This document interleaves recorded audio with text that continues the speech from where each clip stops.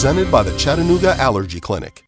We're going to focus now on men's health. In fact, we should be focusing on it for the rest of the month of June because June happens to be Men's Health Month. So we are going to talk this morning with the Greater Chattanooga Colon Cancer Foundation. Madison Thomason is here. She's actually a licensed certified genetic counselor at CHI Memorial. Mindy Colon is with the Colon Cancer Foundation, and they are here to talk about kind of an indelicate subject when it comes to colon cancer screenings. But Madison, that early intervention is so key, right? It is, absolutely.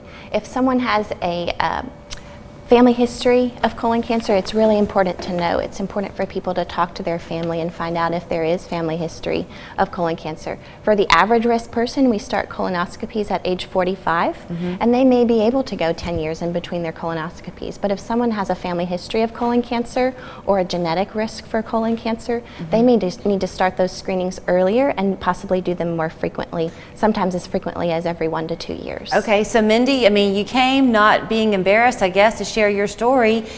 You said that colon cancer does run in your family, so you've taken those proactive steps to make sure you're screened early. Yeah, absolutely. It does run in my family, and when I had my first screening colonoscopy just a few months ago, they found 3 precancerous polyps, and so I went and met with Madison to go through the genetic testing process because I wanted to know what else I should be doing as I move forward with all different types of lifestyle changes. Well, okay, so it was interesting to me, Madison, to learn that there is this genetic counseling available. It makes sense on the preventive side, like if I was diagnosed, that I would want my children to know and be careful. But you say that even as the patient, sometimes it's appropriate to get that genetic testing because it could affect the types of treatment you receive.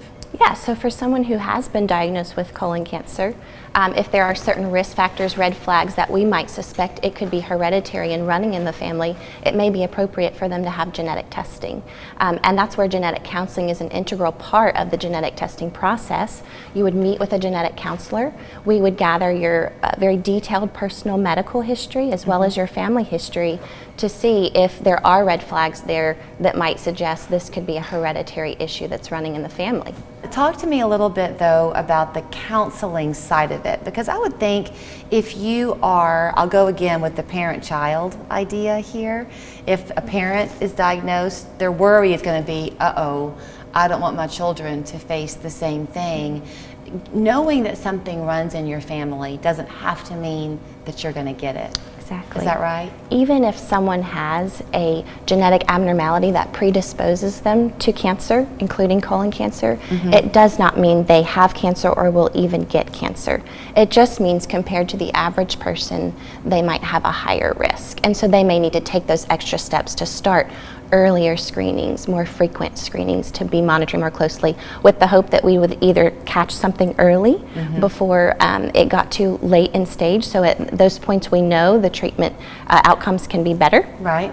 Or to try and prevent something from happening altogether. So Mindy, you were telling me that you wanted to make sure that people had a chance to see your website at the Greater Chattanooga Colon Cancer Foundation because you do want everyone to have access to this early detection, so you work alongside other agencies. We do. Our mission is to make sure that every eligible person is screened at the earliest possible time, and so we partner with Volunteers in Medicine and Project Access for those who are uninsured. So if you visit GCCCF.org,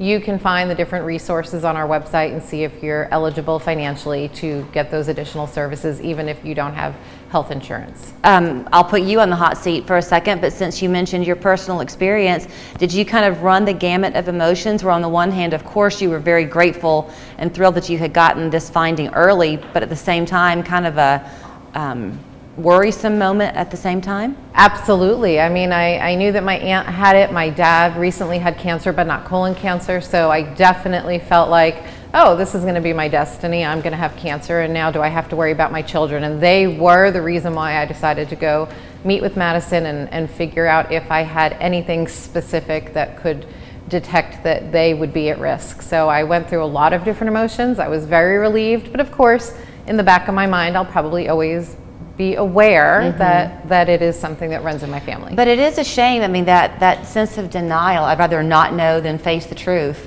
is what keeps an awful lot of people from going through the preventive screenings that can truly be life-saving. Yeah, I think a lot of people aren't aware that there are medical interventions that can actually lower the chance for cancer or catch it early. For colonoscopy specifically, some people are intimidated by the preparation beforehand and the fact that it is an invasive procedure where you do have to go to the operating room.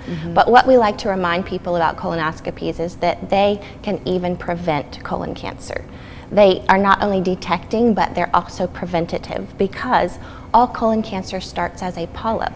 If you can remove a precancerous polyp before it has turned into colon cancer, you have prevented colon cancer. So colonoscopies are really great tools for not only screening for cancer, but actually preventing it. Okay, so write down a couple of numbers, because here's how you can find out more about what they can offer support-wise.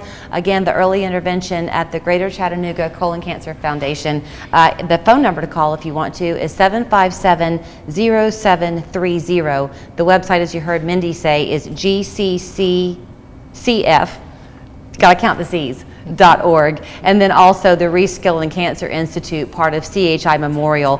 Their phone number down in Ringgold is 495-7730. Always, you can learn more at memorial.org. Thank you both so much. Thank you, Julie. Okay, we're going to, since it's Men's Health, we thought we would begin the show for our dad joke of the week. Not begin it, but give you the dad joke of the week today. So here is our coworker Jason and his dad joke of the week. Get ready to roll your eyes.